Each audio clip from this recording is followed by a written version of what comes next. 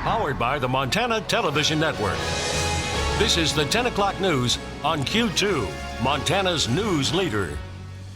Good evening, everyone. Thanks for joining us this Monday. I'm Jeanelle Slade. And I'm Russ Riesinger. Tonight, residents in Warden and Ballantine are told they could be drinking bottled water for another 4 to 5 years. Tonight, local, county, and state water experts meet with dozens of concerned citizens in Warden after learning just weeks ago their tap water is not safe to drink. Customers of the Warden Ballantine Yellowstone Water District learning more about the difficult search to locate the contaminated surface water that has penetrated the groundwater supply. They also learned more about the options they face in the future. Q2's Mitch Laggy was at that public meeting tonight and is here now to fill us in. Mitch.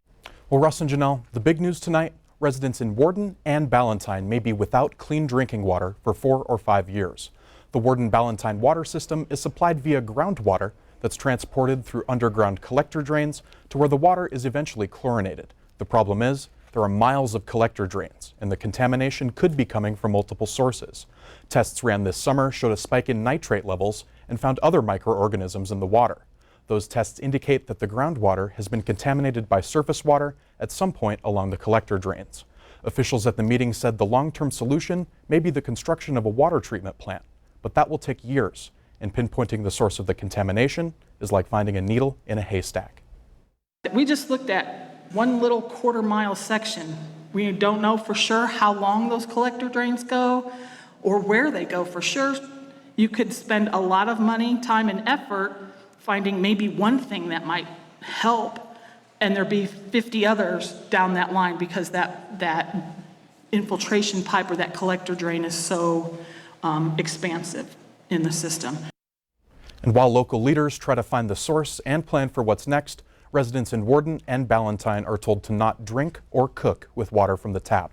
If you're in need of bottled water, you can head to the Huntley Project School between the hours of 7:45 and 8 a.m. to pick up some bottled water.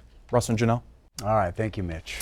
Well, just days after the Shepherd school superintendent was suspended for conduct that violated district policy, tonight the school board names an interim replacement. The Shepherd School Board appointed Dre O'Donnell, the district's curriculum director, as the interim superintendent. O'Donnell expressed concern to the board that taking on this added responsibility could impact her current, already full workload.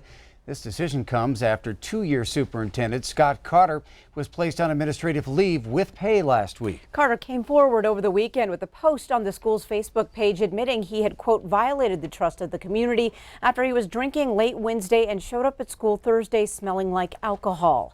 Now, Carl Openshaw, chairman of the Shepherd School Board, tells Q2 the board will meet again on Thursday night at 6:30 to discuss this situation. Well, a man who stopped in Billings and was then arrested in Bozeman after allegedly making terroristic threats about a mass shooting is set to change his pleas in federal court. Fabjan Alametti was arrested last spring at a Bozeman shooting range. Prosecutors say Alametti, who was originally from New York, came under FBI surveillance after he reportedly made threats about joining ISIS and seeking retaliation for attacks that killed dozens of Muslims in New Zealand. Prosecutors say he flew to Montana apparently because he thought it was easier to obtain firearms. Alametti is set to appear in a Missoula federal courtroom on Wednesday to plead guilty to 2 counts of making a false statement to a federal officer in a matter involving terrorism. Each count carries a penalty of 8 years in prison and a $250,000 fine. Well, 2 hardened men killed when a semi crashed head-on into their vehicle yesterday have now been identified. Also, details out today reveal the driver of the semi was a 17-year-old hardened boy. Bighorn County Coroner Terry Bullis says the crash killed both the driver, 58-year-old Thomas Tauscher, and his backseat passenger, 67-year-old Jerry Lively. A woman passenger was also injured when the southbound semi-truck slid into the northbound lane on Highway 313 between Hardin and St. Xavier on Sunday afternoon. And Montana Highway Patrol says the 17-year-old semi-truck driver was hauling an empty grain trailer. Sergeant Kyle Hayter tells Q2 once complete, that investigation will be sent to the Bighorn County Attorney's Office to determine if charges will be filed. Well, turning to weather tonight, Rob Griggs is in for Bob McGuire. And Rob, you are certainly painting a picture-perfect week. You bet. Yeah, going into Labor Day, you've got to have some good news, and I think we've got that. I think we can deliver that for you. Let me show you the sunrise today. We've got a lot of these beautiful sunrises with these evening thunderstorms that come through. Marty Gasner pictured that one for us and sent it in, thought that was absolutely gorgeous. And check this out, Golden Glitter. This is out in Shepherd. Kathy Klein was in the right place at the right time visiting the Hoss. and got that picture, and I love it. We got some glitter for the 6 to 10 day outlook too. I'm loving this. Labor Day weekend, we're talking August 30th through September 3rd, above average temperatures across Montana, but not hot, not brutally hot anyway. And as far as precipitation is concerned, a little bit dry in the northwest, but maybe a few more showers out in the east. All the way around, pretty good deal. Now, as far as the rest of the work week is concerned, I'll have that Q2 storm tracker forecast in just a minute. Russ, Jeanelle? All right, thank you, Rob. Well, Montana's wildfire season has been below normal. Fires are raging in the Amazon rainforest. Tonight, MTN takes a look at an international effort to get these flames under control. Fires in the Amazon are at the forefront of international concern because of the oxygen production and biodiversity in the region. There have been more than 74,000 fires in Brazil this year, which is an increase of 85% over last year. 40,000 fires have occurred in the Amazon, with the other fires spread across the country. The cause of these fires has not been blamed on climate change or lightning strikes, but on farmers intentionally setting fires to clear land as the Brazilian government has relaxed regulations to spur economic growth. This issue has long been debated in Brazil as the country tries to balance protecting the forests with developing farming and its economy. Fires in the Amazon and Brazil are not unprecedented or new. In 2005, nearly 150,000 fires were detected, and the highest incidence of burning occurred between 2003 and 2008. Most of these fires, once again, intentionally set.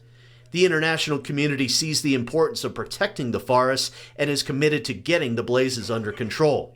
At the recent G7 summit, leaders of member countries were nearing an agreement to help Brazil battle the blazes and repair the damage.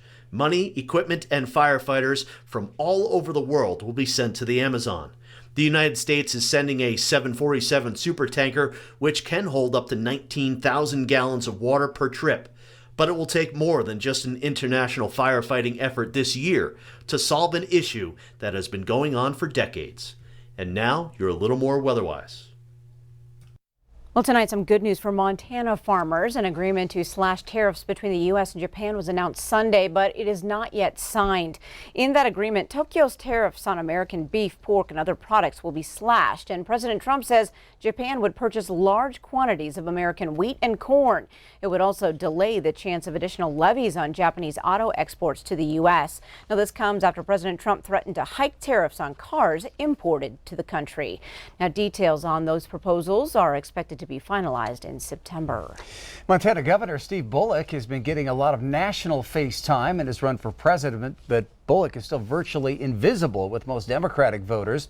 Bullock had an hour to himself yesterday for a town hall on CNN, again portraying himself as a candidate who can win in a red state and also distancing himself from other Democratic candidates who would essentially do away with private health insurance.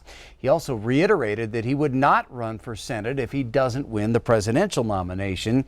New Monmouth poll out today shows Bullock is still at less than 1% with Democratic voters, far behind Joe Biden, Elizabeth Warren, and Bernie Sanders, who are all in a virtual tie at the top of that poll. Up next on tonight's Q2 10 o'clock news, more than $500 million awarded to fight the opioid crisis in Oklahoma. But that judgment, not without its own battles ahead. Plus, from summer to studying, it's back to school for many Montana universities. We'll check out the first day. And later in sports, Rocky plays its football opener Thursday night. Scott chats with the Bears on how to stop Dickinson State. You're watching MTN News with Jeanelle Slade and Russ Riesinger. Storm Tracker weather with Bob McGuire. And sports with Scott Breen. This is the 10 o'clock news on Q2, Montana's news leader.